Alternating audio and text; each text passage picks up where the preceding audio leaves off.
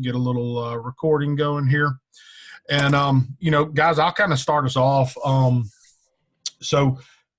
Option routes, almost everything in our offense is an option route to some degree, right? If we're running a vertical and your outside space is capped and you're sticking your foot in the ground and coming back down the line, if you're running a post route, we don't teach post and corner routes the way that I did when I first started coaching. It's not, we're able to set the angle based on where our outside space is, and then we're put it on the quarterback to see the same space and see the line and take it.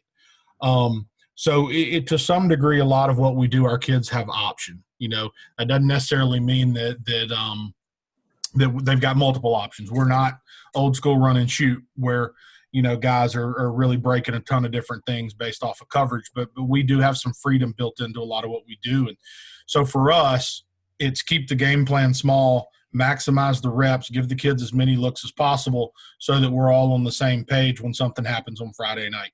You and I, we all know it, that when you start breaking down film and you're watching a team play cover three, well, you may see cover three again the next week. That doesn't mean it looks the same, because some guys are going to teach one technique and leverage and others are going to teach another one. So we want to have some flexibility in what we do. So we do work some downfield option routes. We also have in the past worked some underneath option routes. So just real quickly, I'm going to kind of show you just some basics of stuff we've done in the past. And I will say this, guys, this was big to us last year. We're a big 3-man and 4-man snag team. Think it's for any quarterback, young and old, it gives them a chance for an efficient throw. It's an easy read. It's an easy teach. You can window dress it a million different ways. You can formation it a million different ways. So one of the first option routes that we put in last year was out of our bunch set. We see a decent amount of man free or just straight up zero. So we wanted to build in some things that aren't always relying on our players to be the better athlete or to be the better Jimmy, right? We tried to build in some formations that take you out of traditional man-to-man situations, force you to alert things, to switch things in the secondary. So one of the things that we started doing a good bit of was, working our 3-man snag out of bunch and using an option route on the backside where instead of working just a traditional slant or a traditional snag on the backside or even working a traditional fade on the backside, we started putting in really what a seam read on the backside of this 3-man snag and told our quarterback if that weak safety is off that hash and is going to cheat to the bunch, if they're going to play some type of box or they're going to cloud the corner and try to work the weak safety to the middle of the field, we want to work this backside seam route. And anytime that weak safety started cheating over, we're going to rhythm the corner route, which is the first read in our progression when we run snag. But if he knows he's getting rotation, we're automatically coming backside. And really it's run a little different than the way it's drawn, but we're always going to inside release it. And that receiver's got the ability to stay vertical, right? Try to take inside leverage. If you're getting man, restack and stay vertical, okay? He has the ability to dig it at 12. And we also give him the ability to work and curl back to the quarterback in any of those scenarios.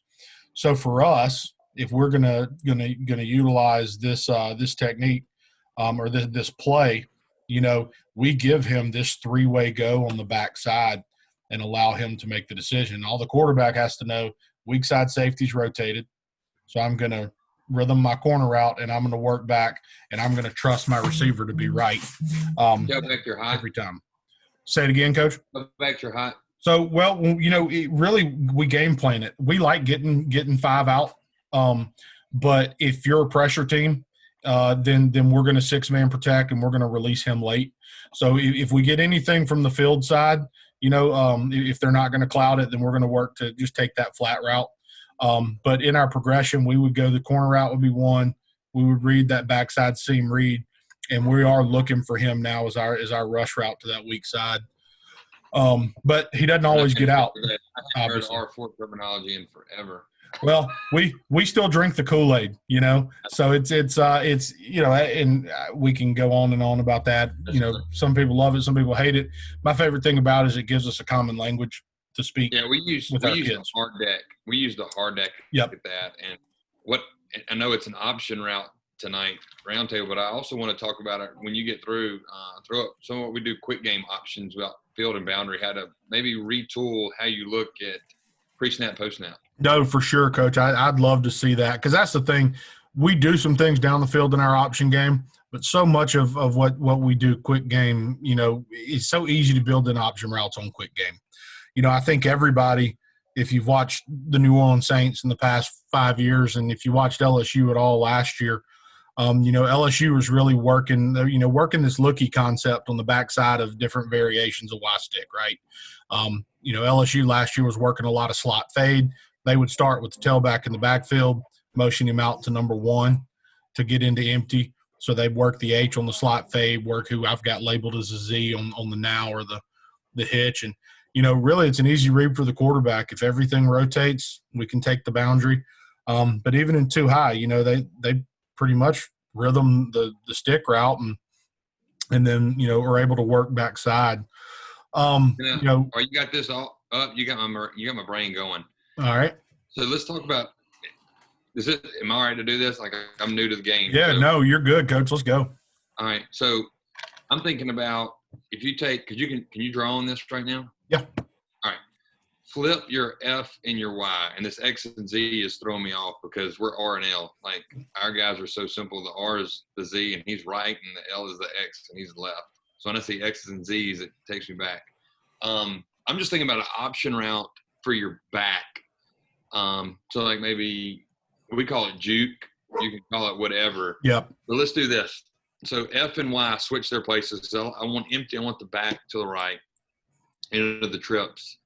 And we'd actually flip that. So irregardless, the H and the Y. So here's what I got. Let's go X and Z on hitches. Yep. And just a way to build in, we expand them. If you want to draw it, we expand them. Outside, yep. That's how we do it too. Yeah. Get that 45-degree angle. And then we'll go, this is what's tough.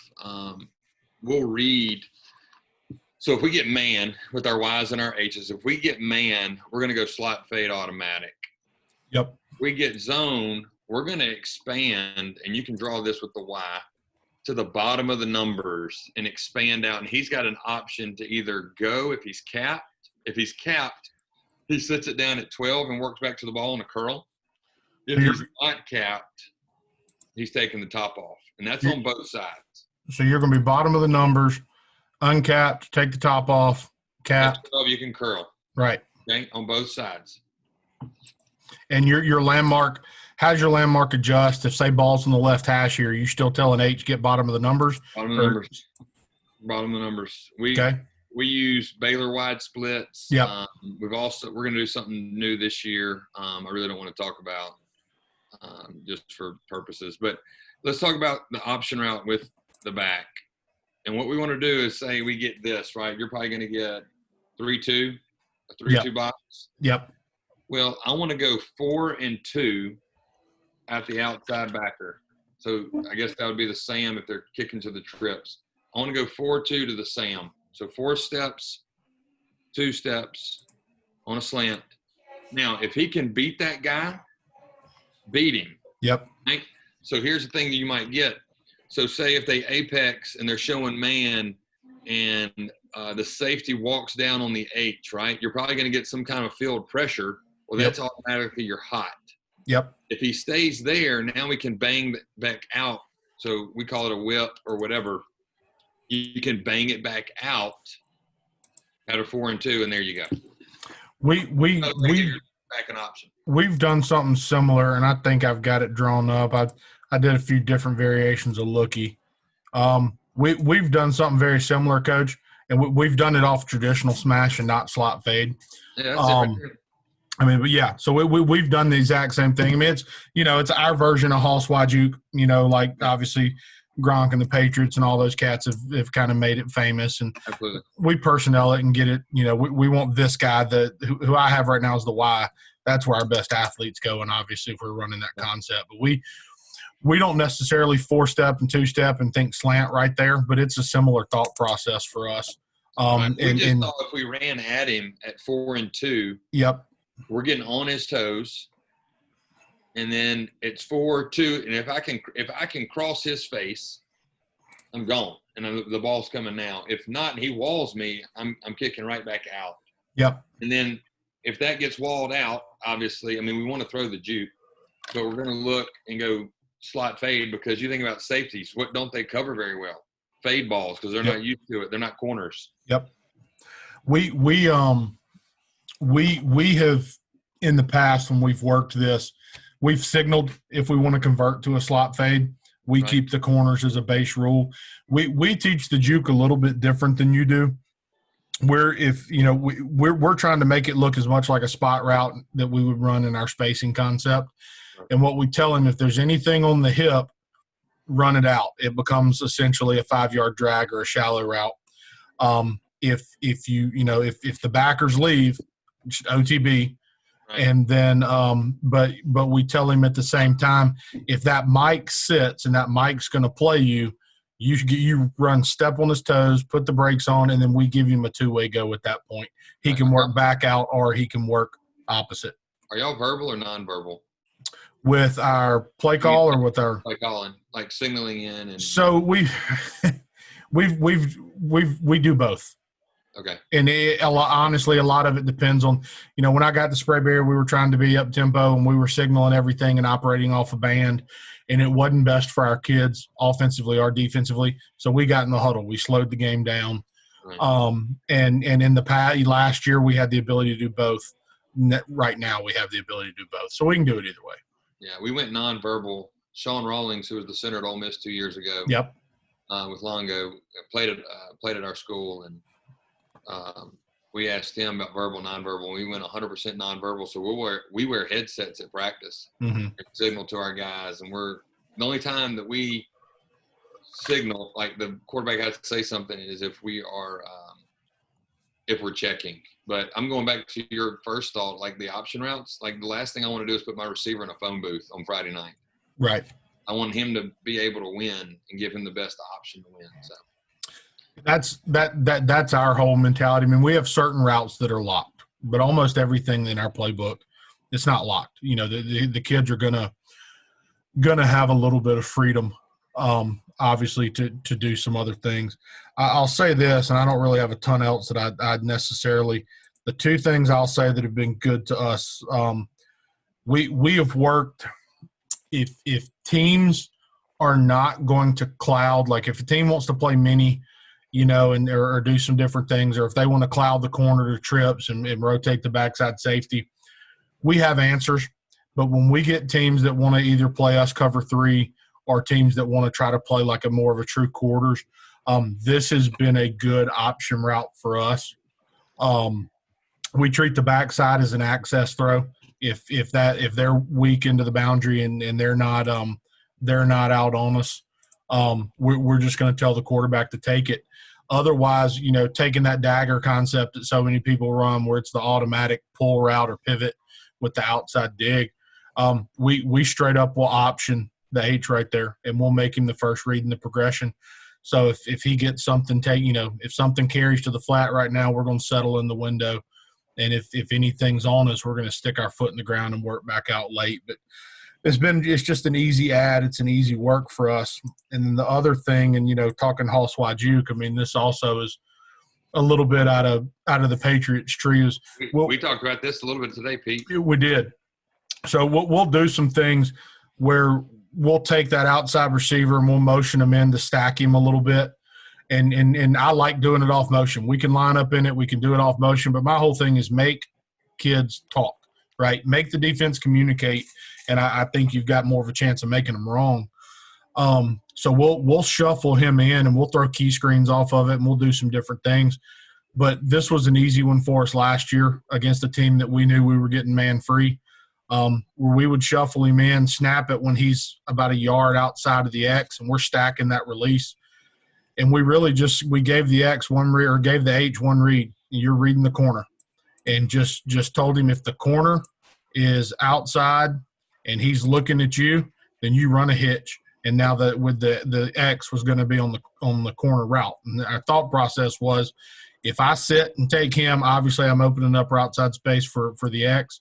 And then if I play with leverage right here and I'm at the corner's bailing, then I'm going to roll out of that thing and speed cut to the sidelines and now try to make this inside defender, come and chase me down. It's an easy way to just try to create not even really a rub, but just try to kind of put those alerts and those switches for the secondary in a bind. And so we treat it, again, if you're kind of thinking R4, we rhythm side the corner and the flat route or the option route. And then if it's not there, if he doesn't like the picture for some reason, we're always going to try to give him something working back into his vision. So it's dig shallow, drag, and, we'll put cross on the backside of it if we want to. It's whatever we think that week is best for attacking those coverages. But we can do this from wide. We can bring it down, and we can do the same thing from compressed. But that's think about this as you're doing that. Put that into the boundary on that boundary safety. Yep, we do that a ton. That's a booger. Yeah, we will do. That's actually our base way. The past couple of years of running smash has been into the boundary right there with the same basic rules. It's usually we go ahead and speed out him when he's into the boundary instead of letting him hitch up. But we could use the option route just the same. That's been our base way for smash for a couple of years now. I got a question for you and any coach that's on here. So we used to do this when we ran our slants concept. And that was a big thing, I think, going on Sunday on Twitter. Like the guy was, with slants, and if you're a fin guy on the outside, or you a 4-step, 2-step, 3-step, 5-step, whatever. We're always outside foot up. But here's my question to coaches, and y'all chime in. If you see zone, we had toyed with the outside receiver that would run the fin to hitch it up. And if he got press man, like if he got pressure under the hard deck, so under 8 yards, if you will, Pete. Yep. He runs the 5-yard in. If he gets zone, he just sits there and runs a hitch. Any thoughts on that, coaches? So I'll tell you real quickly kind of how we teach ours. Anytime we're working fin, and whether we're working it, with a slant or just working a true fin concept as an RPO or as part of our drop back game. So what we tell that kid, that outside receiver, is you're gonna race 3 big, 2 small, and we're gonna settle and show our numbers to the quarterback. If the ball is not out, your job is to own route side space. So what we basically try to tell them, if there is nobody flying to the flat, I stay put. If you're getting any action where somebody is trying to drop out underneath you, at that point, we are going to dig inside and capture his inside shoulder.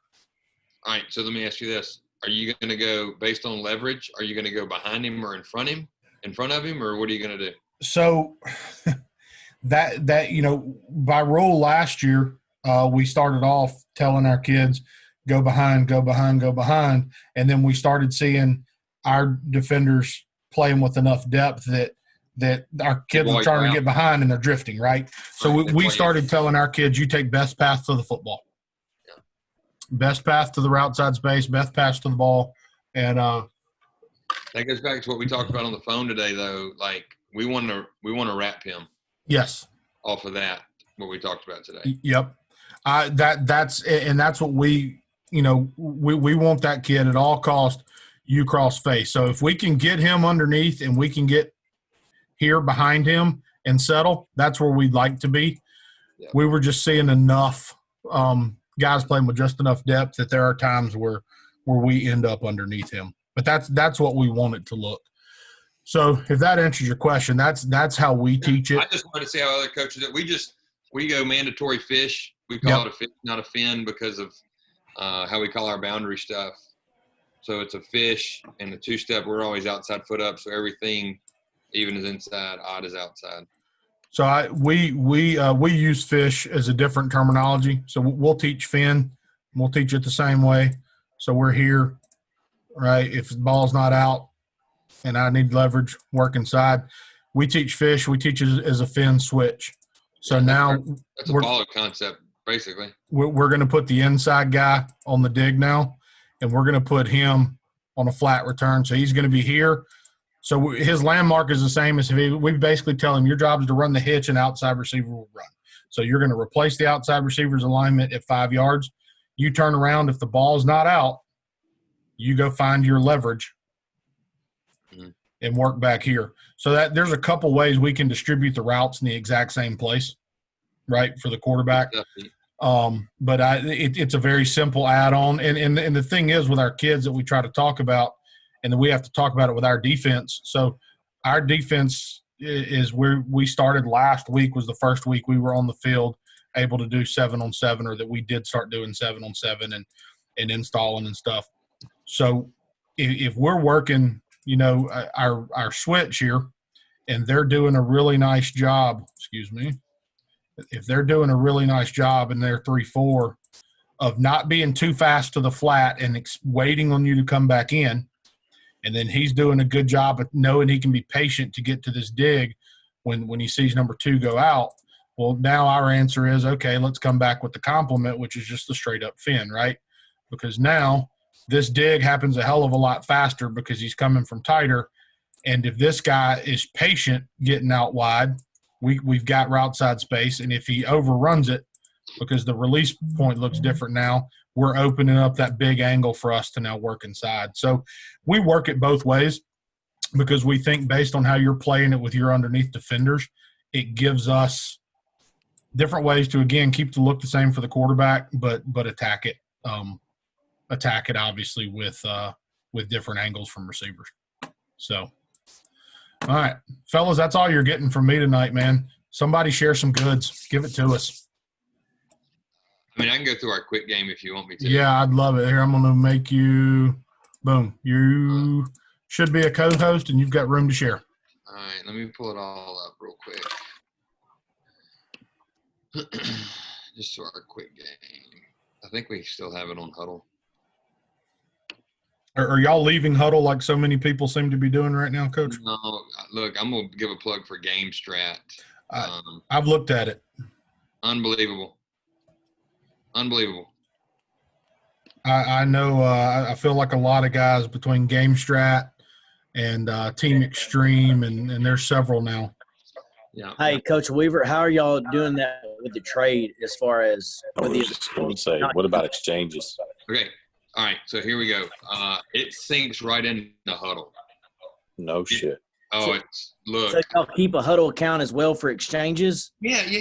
GameStrat is just the video capture feature. I got tired when we were playing in the state semis, and I was about to lose my crap by not being able for opening kickoff and coaching the kickoff return team when I couldn't get Huddle sideline to work.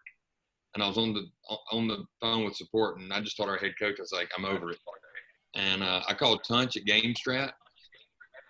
It's on, man. Like, they're a sponsor on our podcast. He's all in, man, and just great product. So y'all use that to film your games, to get your sideline replay, all that stuff. We get all of it. And it just folds right in.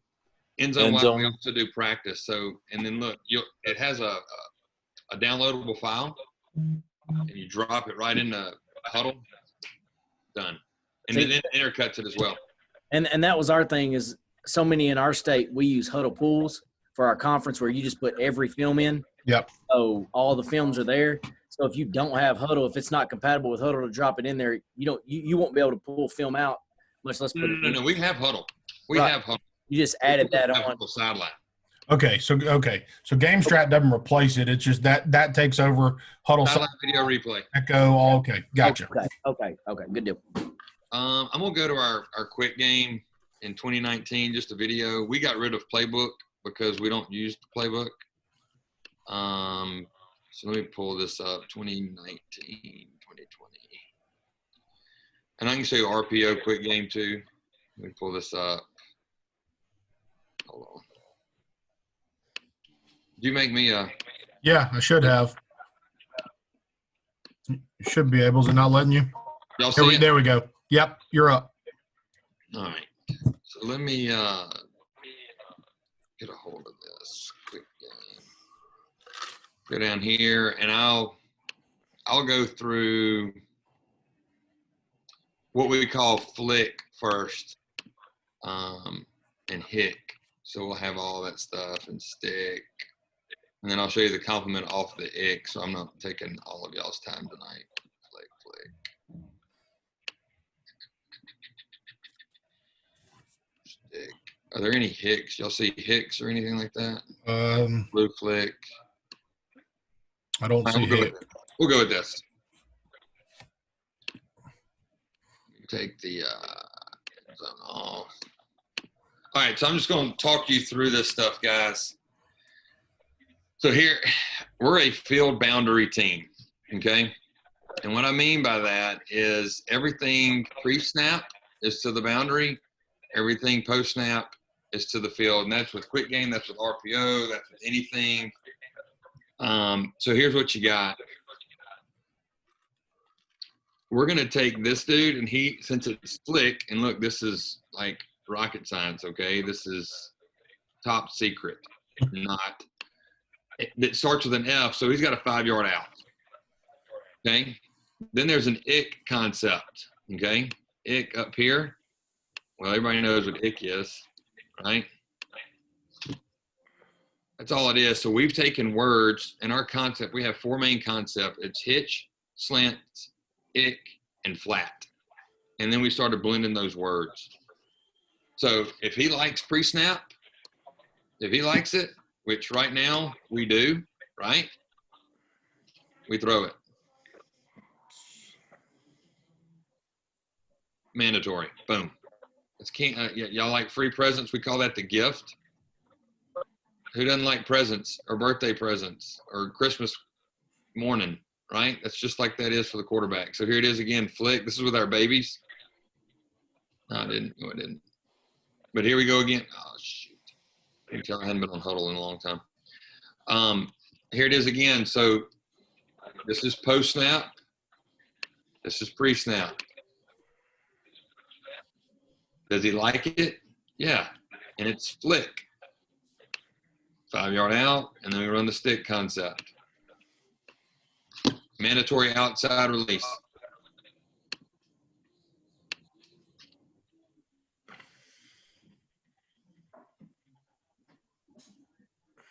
If nobody comes, what are you telling your back there? Or is he just locked in protection, period? He's locked 6-man, so that's lime, so it's our man protection. Lime's to the left, green's to the right.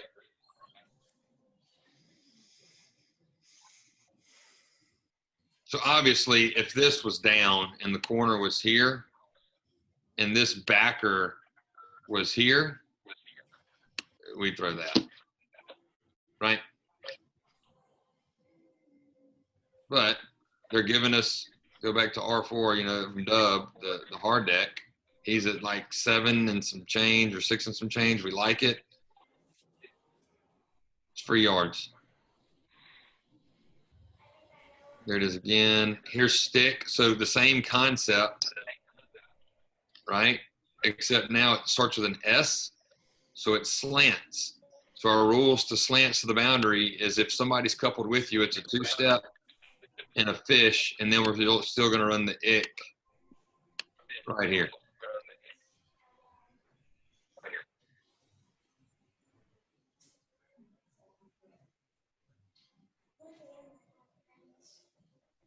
Just stealing, man. So I know you said you guys go nonverbal. Obviously, that allows you to play with some tempo. Do you one word a lot, or do you have to? I mean, with we're the one way word a bunch. So I don't want to plug this, but if you go in the chat, those what you call it, those drills that I have for what we do. There's Ron put like a upsell or a promotion or something that our one word quick game, like how we do all this stuff is on there. Okay. So it's all there, but everything's one word for us when we go fast. I just think it's simpler. It's one call and we're rocking and rolling. Great question. So here's flick again.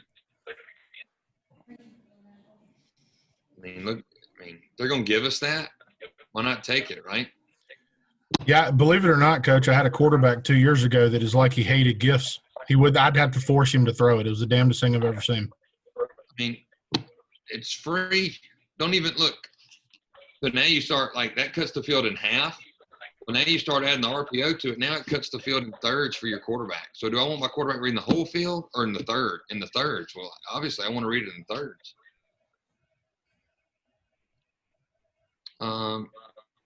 Here it is. Let me take that off. So the gift is off. We ain't even gonna look over there. And here's the pressure I was talking about. So you see this guy about to come, we're gonna throw right behind him.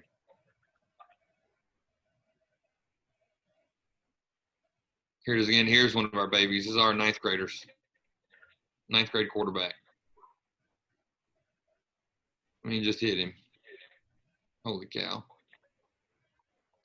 Yeah, plenty of space there to drop it in. Oh yeah. And this is where we're going to force. So that we do this drill. It's a lean drill. We'll get on, press on, and push off, and deliver a ball. So there's the ick off the ick. So I want to show you the off of the ick. So we get a lot of quarters, right? Let me show you Halo real quick. And we run it 2 different ways. This is out of empty.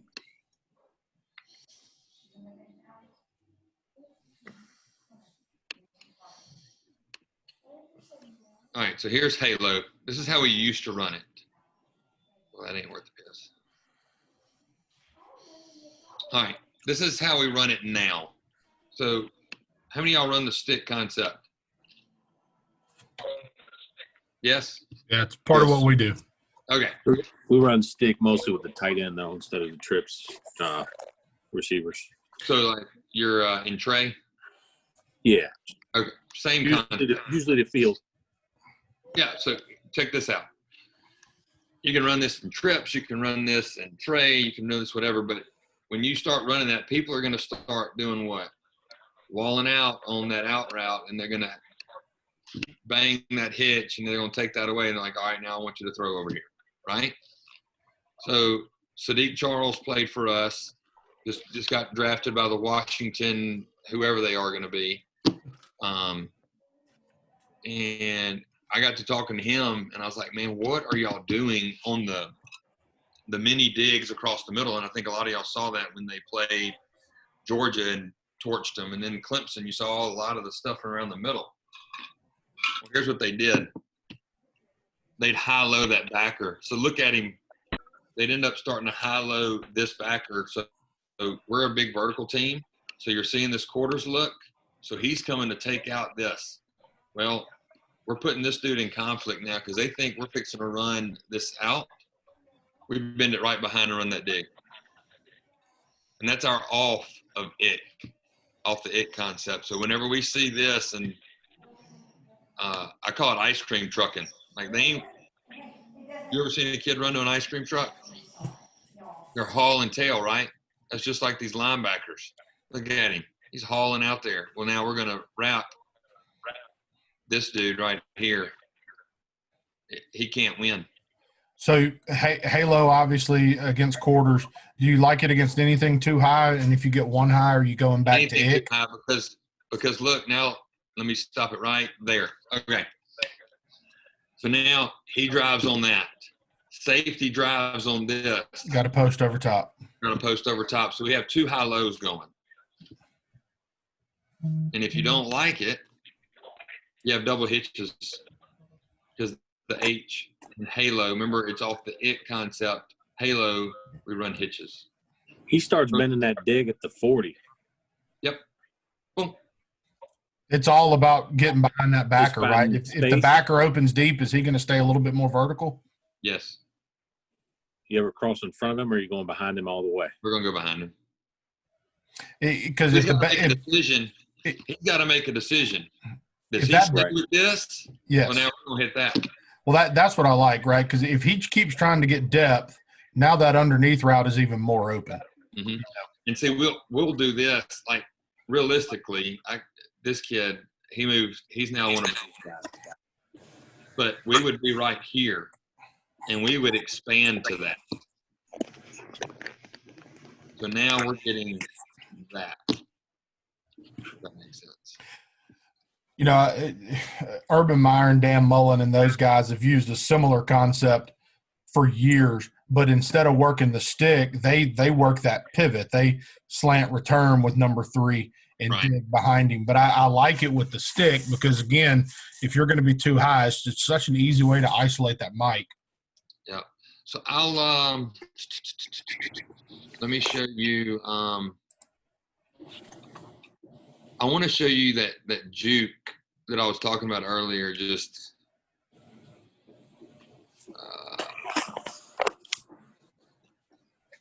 I think, and this is how we run our smashes.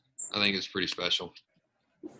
I was saying we get those returns, those option routes.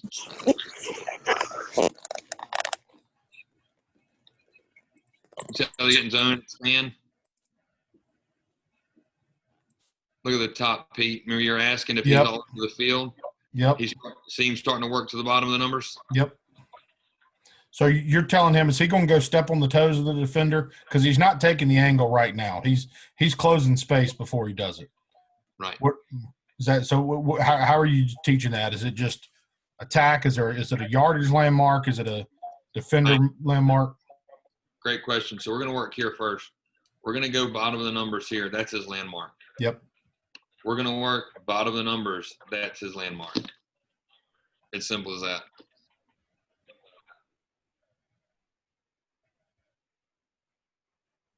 I mean, it's letting them play fast. You see, both of them are going to the bottom of the numbers. Yep. Fast as they can. Here it is again. I think we hit this one big time, right over the top. Ooh. Have you watched any of our catching drills yet, Pete? I have the Willie Mays. This is it right here. Yep. That's how we do it. Yep. It's good stuff. Here it is in the championship game. So you can see, even with the leverage like it is, he's going to the bottom of the numbers. And we do it so much. Watch this guy in the hat right here. With the Lane Kiffin, hands up immediately. We know. We just know. So it's for us, reading smash, it's just real easy for us. Now look, this is inbounds. Here's the one. So last thing, and I'll let somebody else go. Or I can talk more about our quick game, whatever you want me to do. RPO, doesn't matter. I'm not real big on releases. Like, let's buzz at him, 1 step, 2 step. I'm really big during the week of knowing what that defender cannot do. I don't care what he does well. I want to know what he does not do well. And this guy could not cover my daughter when we got him in space. And we knew when we had him ISO'd, so it's tied ball game right now. See ya. Yep. Man, that's fun to watch. I mean, I can go any other quick game that you want to see. There's Halo, there's slants, there's look, there's sticks, there's Halo, there's bingo that we talked about today. Yep. We're just running with the back. Mm-hmm. That's that option. Yep. So, so let me ask you this, Coach, because this conversation I've had with multiple people over the past couple months. So with the option route with your back, I know some people, they give them 3 ways, right? They can hitch, they can out, they can in. Do you give them 3, or do you limit him to 2? Limit. That's what most people seem to do, especially at the high school level. We limit, and I don't know what. Let me go and empty, and we might can find like a juke or something like that. Nope.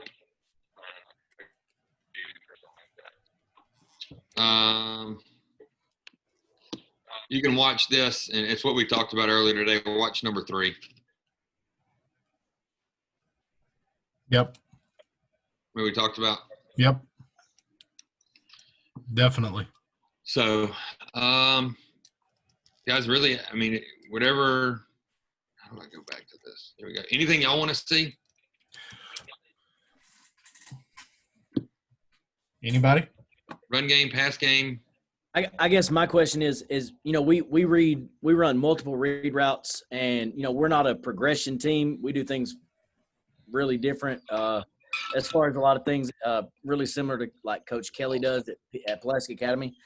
But does anybody run multiple option routes as far as not just that one tag receiver, but where you've got 2 or 3 guys in the progression?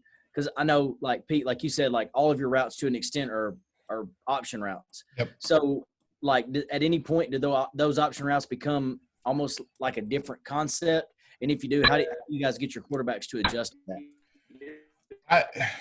One year, and this was several years ago, we were a pro-style offense, and we had a very limited 10P personnel package. And everything we did, there was typically whether he was a bender in the slot, there was somebody working inside that had an option route. And if we were in 2x2, life was easy. When we got into 3x1 to keep everything simple, what we did was, so like say, for instance, the way we taught Y-cross at the time, we were under Sam over Mike, but we taught him if that will and that weak safety have left, you just sit. And that cross route really became like a curl route, right? If we were running 4 verts, the Y was always going to be the bender. He was going to have that same read. So what we started doing was anytime we got into 3x1, the H, who for us, if you're old school air raid, because that's really where the formation names came from then, we would be in early or early open, and the H, who would be number 2, always had an underneath option route. So that's really the only time where I've put 2 option routes on the same side necessarily. For us, to be honest with you, we were spending so much time in 21P running ISO and power that I can't tell you that it wasn't good, because it was good to us at times, but we didn't work it enough to be great at it. That's why I like listening to a lot of the run and shoot guys that do so many different things, where you got 3-4 receivers, that are all working the stem based off what they get coverage wise. And, to me at the high school level, you got to keep it simple to be able to be productive like that. Does anybody else got an answer for Coach Mars?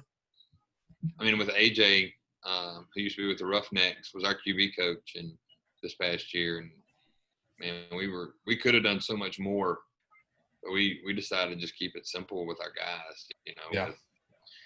I think because one, we don't have the time that colleges have, or definitely the pros. Like, we're limited on our time, and we're really limited because 1 hour and 45 to 2 hours max practice time, and that's on a Monday and a Tuesday. Wednesday's 1 hour and 15, and so is Thursday 1 hour and 15. And we're off the field Thursday morning. So the less we, I guess, make them think, if that even sounds right, the better it is for them, to where we're not monopolizing, putting so much stuff in their brain of, I got to know this. Like, somebody asked me 2 nights on a showcast of, do I teach our receivers to read triangles for coverage? I'm like, no. 2 high or 1 high, is it man or is it zone? Yep. They don't need to know if it's 3 or 2 or man free, whatever.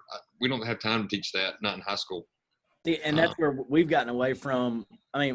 We teach zone man, but outside of that, we have, when we assign a route, our receiver is responsible for a defender, and that kind of takes the thinking out of it, because, and I hate to say this because some football coaches cringe, but it's basketball on grass. Absolutely. We just kind of, beat your guy, and then the quarterback, he's going to be responsible for a guy. And we work stuff through the week where we have a lot in, but we kind of bring it back down because our receivers have so many options. We may, against a trips coverage, run, our spacing concept, but it may look completely different when they shift coverages, to where our kids are thinking less and just attacking one guy. That's why I asked that. I'm curious how other people teach their quarterbacks, if they do anything like that. Mainly, we tell our quarterback 2 high, 1 high. Like, we have a read for the right, read for the left, obviously, and that's not anything new. But the 2 high, you want to go maybe the field side. The 1 high, you want to go to the boundary. spacing wise, what do y'all run space? Is it 10-yard curl, 8-yard curl with two flats? We don't use yard markers. We have one route in our concept we call the sticks concept that we have a destination route. It's 2 yards past the sticks and out, or work back in. But for the most part, we're a defender read team. So like our corners are reading let's say an outside receiver. If he's got a post read, he's reading the hips of the safety.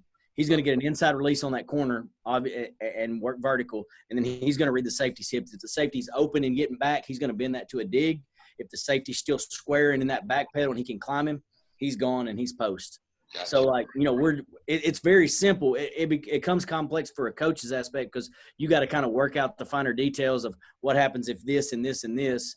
And again, it ain't anything that I've created. Coach Kelly at PA does a lot of that to the point where we just have less athletic receivers. But we're one of those small schools where if we lined up in the dead tee, all of our kids would go shoot hoops all year. So, because they think they're all ballers.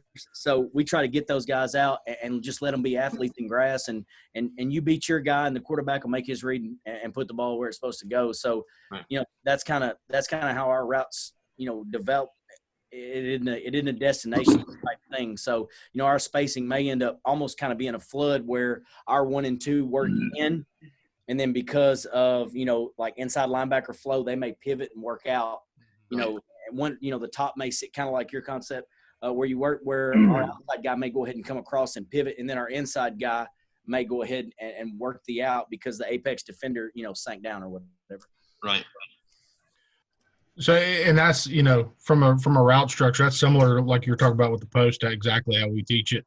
Hey, did y'all do the route tree? Anybody have the antiquated route tree? I have before. I don't do it anymore. I'm wondering how many people use that anymore. I think so. Here's my thing. So when I first got to Sprayberry, it was a drastic overhaul of the offense. They had some good coaches on the previous staff, and they won some games. And Trey Sermon, who just left Oklahoma to go to Ohio State, was their tailback. So they handed it off a bunch for good reason. But it was a drastic overhaul in how we were going to teach passing game because everything was quick game or 4 verts, and it was all mirrored. And it was – so what we did was we kind of used kind of the way Dan Gonzalez used to teach it, but I kind of made it our own. So we taught a route tree only for the purpose of we were going to use the numbers to call the front side of the scheme, and then we were going to tag the back side. So our kids but our routes were fluid. They weren't necessarily as hard as the old school tree because we were still 7 route was a corner, but I'm still working the route side space, right? So we weren't quite 1974 with it. But we got away from it after that year as our kids started to develop and we could think more conceptually with our kids. We did get away from it. Does anybody else use a route tree or have you in recent years? Look, we did in 2011, 12, 13 when I was the OC when Forrest Williams was our head coach. And I still remember it was like it was 1 – he did something for 2, 3, 4, 5, 6, 7, 8, 9. I mean, it was like you had those routes, and I was like, ugh. Look, when I played at Warren Central, the receivers were in 3-point stances. No, see, I think we should go back to that. I mean, keep corners from being physical at the line of scrimmage. You get in a 3-point stance. So I've joked with some of our kids. I was like, dude, if you don't get better getting off the press, I'm gonna put you in a 3-point stance, and not to play O-line. We're just gonna try to build you leverage off the snap. So, so Coach Mars, it's curious I'm curious, you talking about. So, like earlier, you're talking about, right, your outside receiver. Let's say he's got the post, and he's going to inside stem his push. He's reading the hip of the safety. With your number 2 receiver now, are you borrowing from kind of popular pass game concepts? Like, are you going to work like a cell concept? Are you working like a Mills concept? Or is he living in a whole nother world as far as what his options are? Right. So a common one that we run, and everybody knows that we run it, is, we'll run – like a trips concept where number 1 has got that post read. And when we teach the route, we teach it as a post read. Yep. And they know the defender that they're reading. They know their options that they have in that. So and then number 2 is going to have what we call wheel sit. So he's going to run that. He's going to show wheel route. and then once he gets into that wheel concept and he clears that flat defender, because he's responsible for that flat defender, and we just teach it flat defender. It might be a Sam, it might be a nickel, depending on what defense it is. He's going to work that wheel, and then he's going to plant, and he can either sit if he's open, if he's got a defender, undercutting, working wide, like if they're playing some sort of cover six or quarters that side, he can pivot and work back in because he has the entire flats. And then number 3, we'll have our corner route. Okay, so, and he's responsible for that play side safety. So it may end up being double post. It may end up being scissors, but our quarterback is going to have a corner read right there. It's essentially a smash where we're going to high-low that corner. We don't take drops. Our quarterback's heels are at 5.5. He's going to catch, and he's popping his hips and stepping to, there's no rhythm. I used to be an R4 guy through and through. I felt like my guys were moving their feet, and there was like all these words, and I think it's great. I like Dove. I think he's a good guy. I just think there's just too many words. I think football is a simple game, and I think once you start, it is a common language, and it's awesome, and we still use a lot of that stuff. But we're going to read that corner, high-low him. If his hips are open, and we do a lot of hips, hands read. If his hips are open and he's getting underneath that corner, we're going to look to that wheel sit, because now we're just one-on-one in space with that flat defender. And if that safety does climb, okay, and he gets over that corner route, then we've got the post route back behind him.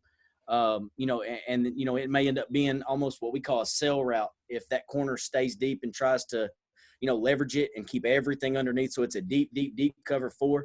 So now that corner route, which would get deep, now just bends. Banana it off.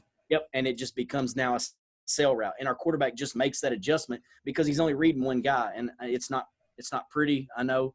And we've had some quarterbacks. I had a quarterback a couple years ago that went to UCA, and he kind of struggled a little bit because they were a progression and very strict. But for the biggest thing is, we're just trying to make it simple where they don't need to read this guy and then check to this guy and look for grass and there's space and there's all this. It's just he's going to read one guy, read his hips, and then throw the ball where he can't get to because he knows the receivers are getting there. And that's just kind of how we've worked to where it's so many option routes, but it keeps us to where we don't have to have that many concepts in, because if they change coverages, our kids adjust on the fly and they don't really even realize they're doing it. That's good stuff. So, I mean, that's, a lot of versatility. And look, Coach, it doesn't matter how pretty it is. It's got to be effective, and I think that's sometimes what maybe we lose sight in because, sometimes what looks simple on the board can be effective. And especially when you're giving kids, and that's what I like about option routes is give a kid a chance to be right all the time and make the read simple for the quarterback. Take them out of that phone booth. Yeah, exactly. I mean, that's, we do a ton of stuff, obviously, for zone coverage and work our underneath and our snags and all that stuff. But whether you're working zone or man, I mean, take and I don't remember who was using this language a month or so ago when I was sitting in talking to somebody, but they talked about they kept using the phrase horse collar guys. And they were talking about linebackers, inside linebackers that are going to be chasing you down and tackling you from behind, and how so much of what they were trying to do was all about trying to get an athlete on the horse collar guy, and it's so simple, just that idea, but the language, I just kept laughing at it. And once I figured out what he meant, because sometimes I can be a little thick, but once I figured out what he meant, I mean, it's 100% what you're trying to do. Whether you're working the wide juke with out of empty or whatever it is that you're trying to work. Yeah, my biggest thing, I was messing with I forgot who I was talking to, but I put it out on Twitter about how there was a big argument about hitches or slants for an RPO. I was like, any RPO is great for a quarterback. It's like Monopoly money. It's his get out of jail free card.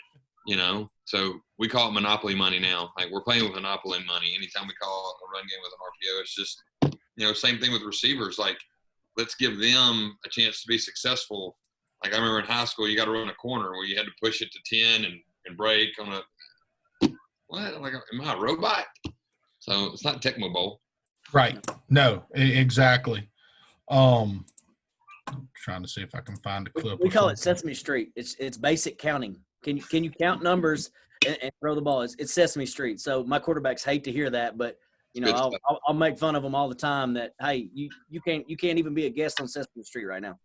That's hilarious. I might use that tomorrow in practice. Yeah, just to see how they respond to it. Yeah. Most of them haven't even. Most of mine have. They never even watched Sesame Street, so they don't know what I'm talking about. Well, my daughter watches it right now, so I'm well versed in it these days. So sharing real quick, talking about option routes. I know we kind of talked about it, but LSU made such good money. Now look, never mind, they got 5 dudes up here that are really damn good. Turns out the quarterback was a decent player. Tailback not so bad. And they're okay at receiver, whatever. They've got the same kids I play with on a Friday night, right? But Monopoly money get them. Monopoly money is what gets them to your school. Yeah, exactly, because that's all we got. But conceptually, what they're trying to do, just with some of their option, like here, here I can't tell if the tailback's truly working the option route right here. It almost looks like he's just working the flat. But on a lot of their stuff, they do so much. They did a great job on the backside of snag and, just isolating right here. I mean, if you're going to push that tailback and you're going to be a 5-man release team, you have to have numbers for rotation, whether they're pushing the mic out in a hurry or they're going to rotate coverage, and here Texas is just playing some version of match, but if they're going to bring pressure, whether you're bringing it from field or boundary, because in high school, most teams are going to have, they're going to have their tips. We're going to know what's happening. And here they're even rotating to it. But it's just such an easy read for the quarterback. He's got just enough time to get it off, and it's an easy read for the receiver. Right now he's got that option. I can break out, I can break in, and I guess he likes his leverage inside and he takes it. I'd probably wanted my guy to work outside, but that's because he's probably not going to catch it if a linebacker's staring him down. But it's just so simple. And that's Jordan Jefferson. Well, that's kind of a freak. He's a little bit of a freak. See if I've got some more I know somewhere in here. They did a ton of it last year, like I said, off of their 3-man snag, and I like the way into the boundary when they run snag. Instead of working the traditional corner, they work the dig. And they let him option it. I mean, if it's uncapped, he'll sit right here in this window, and there's clips where you see it, and then they'll work the snag here. They'll push the back into the boundary. And, look, unless you're coaching in Texas or you're coaching in college, we're having to deal with these wide-ass hashes, and I love snag into the boundary. But you see it so much more on the college level, and the ball here is basically middle of the field. But it's so much easier to do it when you've got more space in college, When we're working, we get this advantage, Pete. When we play in the state championship game, we play at Mississippi College, and we play with college hashes, and it is, oh man, it's so nice. Well, I wondered if y'all played on those hashes or if they brought in another one. I know one of the guys that's normally on here. He and I have talked several times. He's from Texas, and we've talked about what are the advantages and disadvantages. And there's things I think that we can take advantage of with our wide hashes, especially middle of the field. Mm-hmm. But for those guys, they can do so much into the boundary, man, and do so many different things. I wish we had the college hashes. Yeah. Oh, I very much wish we had it as well. Here's the same look as before. It's still, there's Jefferson. Just let him be right. Let him be right all the freaking time, and he's a playmaker. And there's Jamie. Is that Jabari on the shot on the key right there? No, it's not. I was going to say that might be a Sprayberry kid hitting Brady right there. This is, I think, the number one play. This is how Michael Thomas is getting paid right now, and this was a big one last year. So they're going to be hitch here.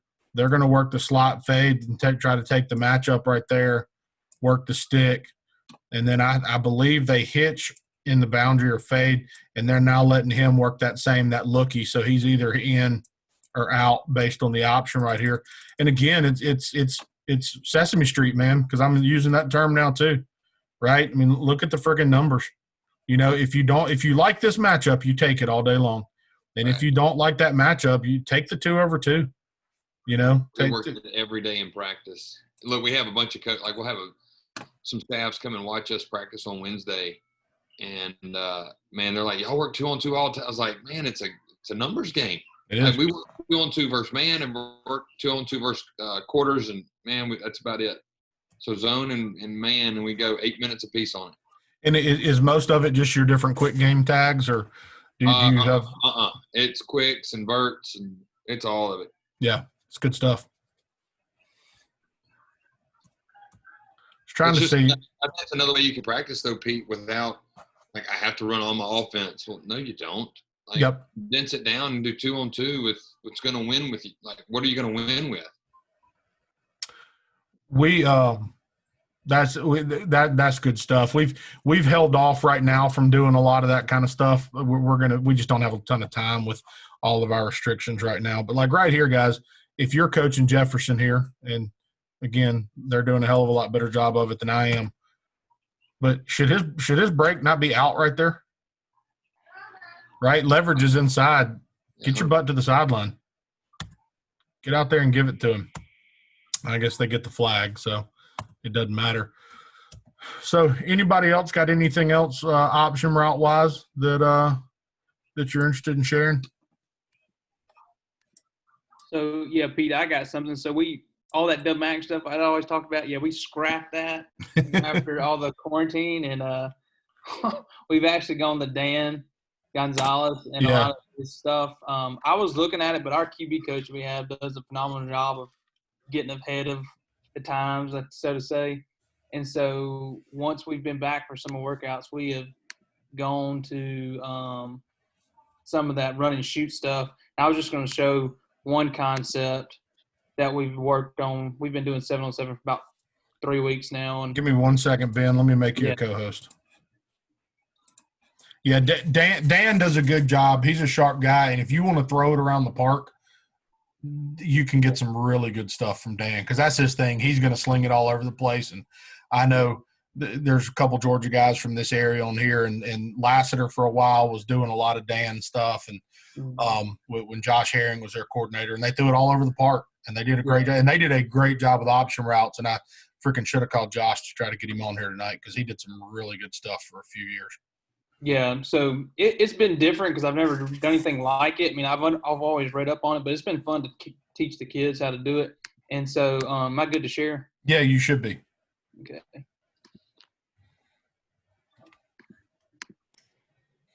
All right. Can everybody see that? Yes, sir. All right, so this is probably been the number one thing that the kids have liked, and it's called Gas Patriot. So the gas is going to be this vertical side concept, and then the Patriot is over here on this two-man side, I guess to say.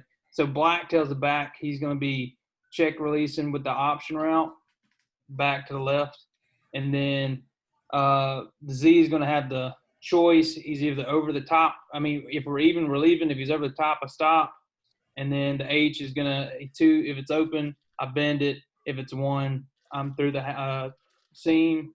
But this is what we're going to. We call it a top route. Yep. And then this guy's mandatory releasing. The quarterback, he's going to look used to a dub. You know, you had to look at all the different things. And our quarterback that we have right now, it was just confusing for him. So we were looking for something that's a little more simple. He's going to read that corner. If that corner runs with that outside vertical, he's on this option or this top route for this guy.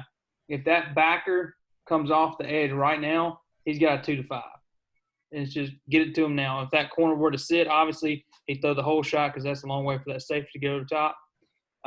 But he is working for a 10-yard out. So basically that sell concept. So he's working at 10. If he gets to the top, he's going to take his first step. If that backer is driving, he's going to just sit. Yep. So he's just going to be if that guy's gone with the corner, this guy's we've threw it. I can't even how many times we completed it the last 2 weeks. We've thrown it and it hasn't been wrong yet. Hey Ben, when you say when you're talking whole shot, are you telling him to settle at a certain yardage? So if he squats, the X. With the way we've been running, we haven't had to hit it a whole lot because most of the time if that guy sits, he's coming over to this side. But that's what we've been coaching him up is like, hey, that's a hard throw for a high school quarterback. Yeah, it is. And that's the reason why we've been telling them, the only reason why we would throw that is if he just got pressure and that guy set on that 2 to 5 right now, Right, and it's right. literally 10 to 15 yards. Just he should be catching at 15. So Okay. I mean that's what we're telling him to aim for. I'll- Yeah. I'll jump in for 2 seconds to share something from one of the very first of these that we did. But we had a guy talked about. I'm just going to jump on and steal your screen for a second. So just stay where it is, Ben. So what they teach coaches, if they're getting cover 2 and they're getting some kind of squat, they call it a wow route.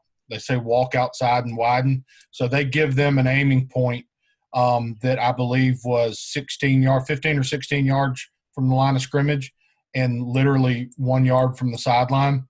So as he works his best release on the corner, if the corner funnels him inside, as soon as he clears, he's going to start to that path.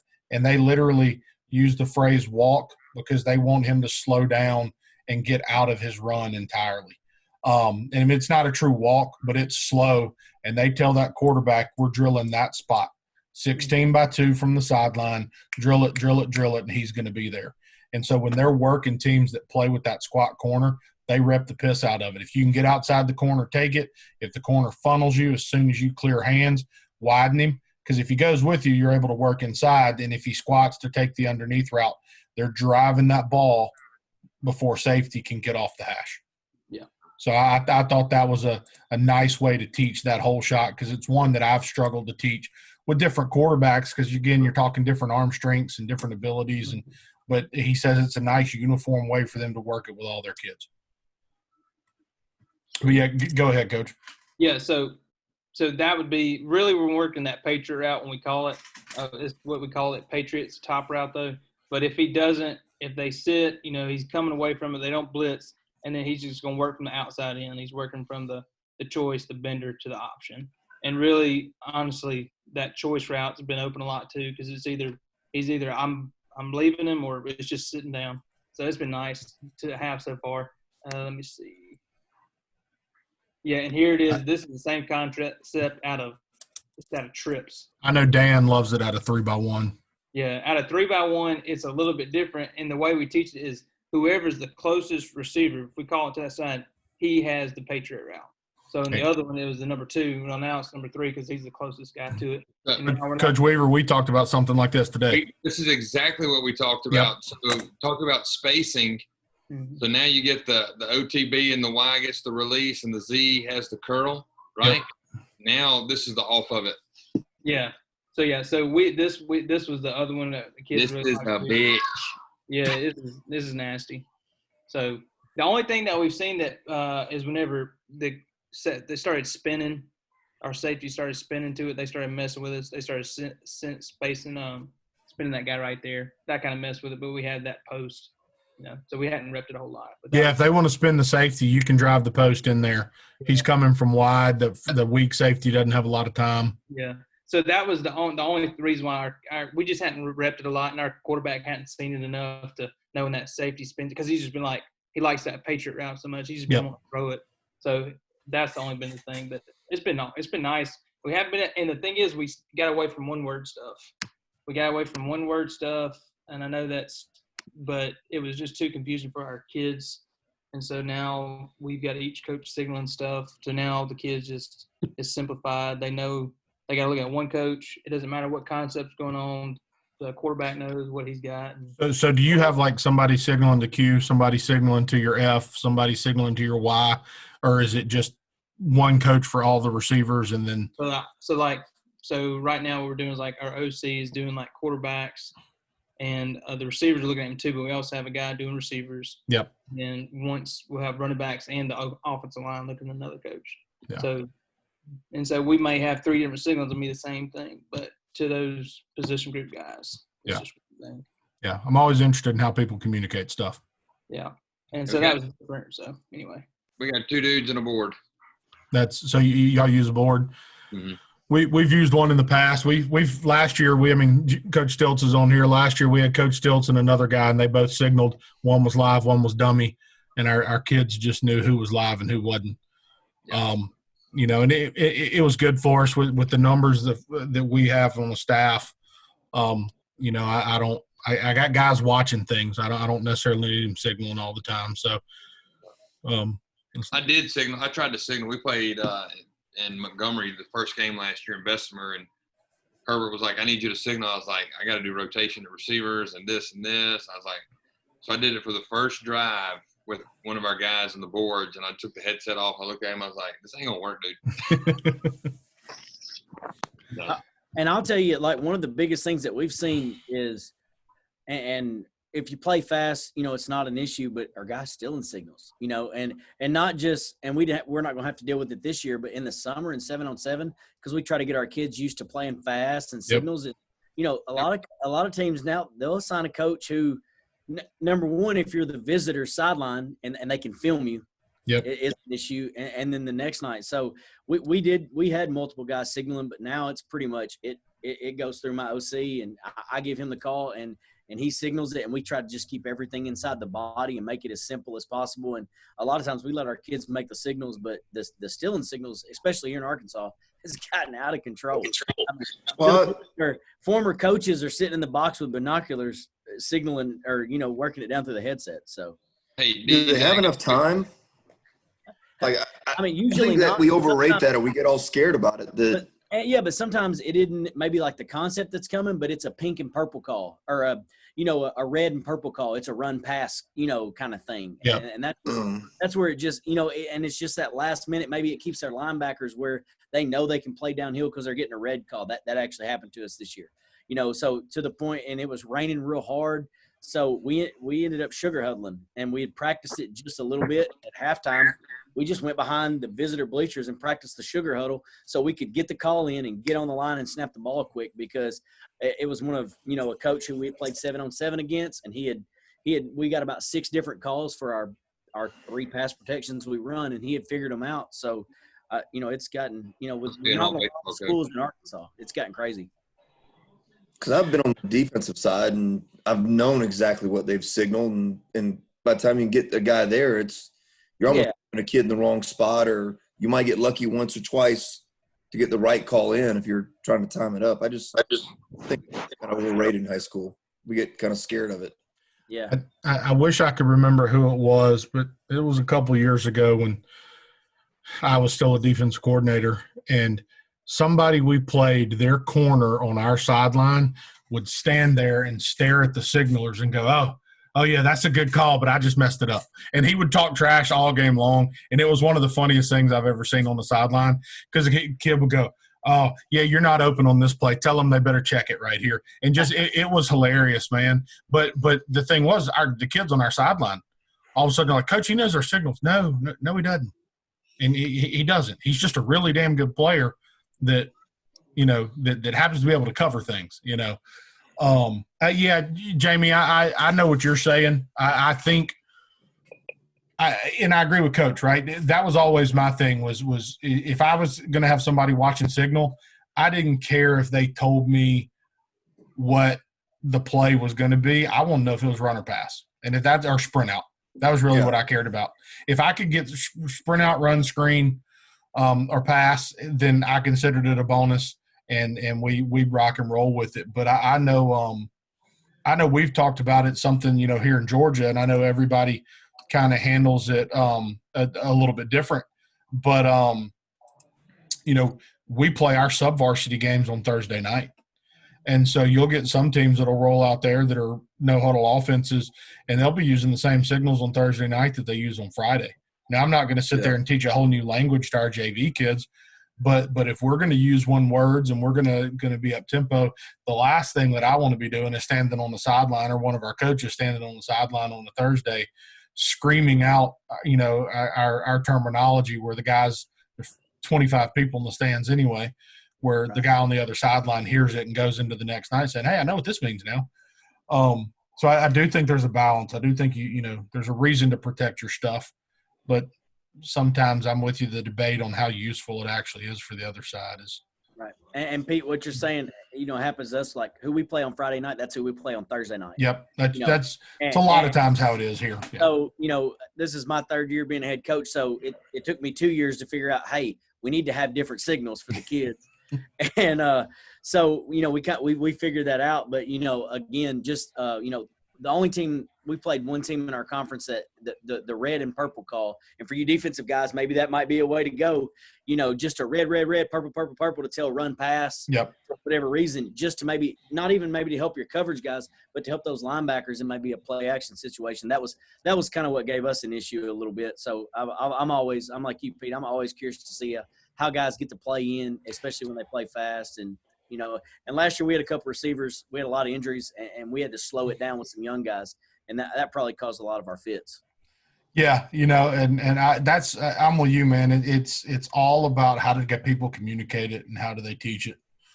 I'd be interested in knowing, how Longo and those guys teach it. I've watched him coach enough to see how they operate. And I know how many of you guys that signal and that go no huddle, how many of you signal to your offensive line? And how many of you have the coaches or the quarterback see it and communicate it? Last year, it was the quarterback would tell the offensive line what was going on. He would tell them, they would get lined up, and he would say, we're running, Philly. That means we're running the ball to the left. Yeah. He'd say, set, ready, and then we'd roll on. So they didn't have enough time to adjust. Now this year, it's going to be a little bit different. They'll be looking at somebody getting the signal, so they'll have a little more time to actually think and process it. Hey, Pete. Yes, sir. Hey, man, I'm sorry I'm late and I'm not on screen. I had to walk the dog. All good, brother. So I've always done that signaling to the line and separately. And yep. I honestly, man, I think that is what gave it away, some of the stuff, because I would, they could get away with a certain run scheme and it would be one signal, and we would be doing something else with all the skill people because, keep it simple for them, yada, yada. Okay, long story short. So it ended up either out of paranoia or necessity, I came up with every play has two different words. So I'm the one dictating the new signal, but we're still running the same play. Yep. So, inside zone, maybe, Georgia and Alabama. And so I have to say both of those words throughout the game. Yep. Kids get two different signals. It's the same play. Yep. That's really just on my line because he's only got one little signal, whereas I'm signaling to, all the people, and there's a bunch of tags on the end of all that stuff. But he gives inside zone, right? Where I give inside zone with arc and RPO and all that stuff. Yep.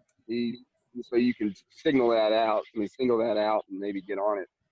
So if you're worried about it or if you're trying to communicate like that, I would advise having a couple ways that your line coach signals in because that's the easier one to pick up on. I agree completely. And that's been part of our thing, right, is like I was having a conversation with somebody and he went for the first time last year, the first time he's ever signaled to the offensive line. And he had a basically an O-line signaler.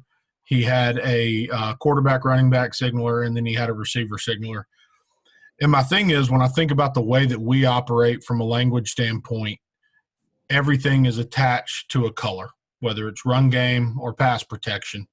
And then concept if it's passing wise, or RPO tag if it's run game.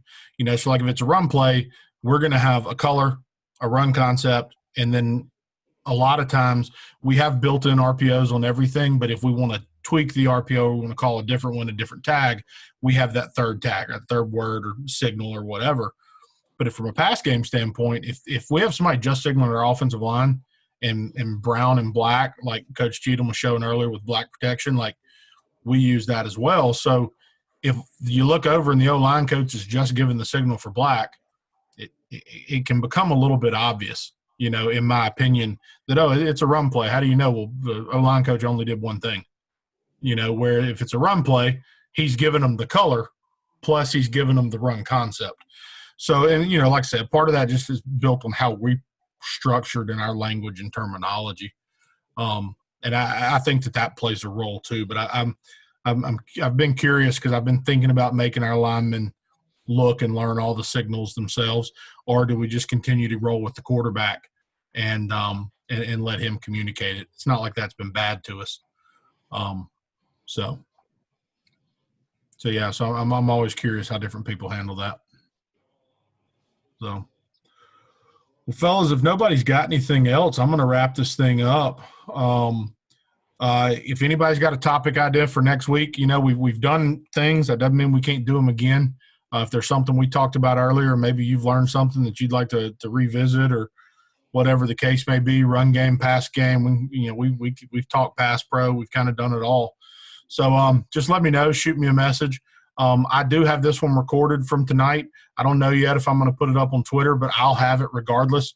So if you want it, if you came in late, I know some guys already had to leave earlier and sent me a message saying they'd like to see the rest of it. So I'll have it tomorrow. Just holler at me. And, man, hope to catch you guys back next week. So have a good one, fellas. Thank you, Pete. Thanks, Pete. Yes, sir.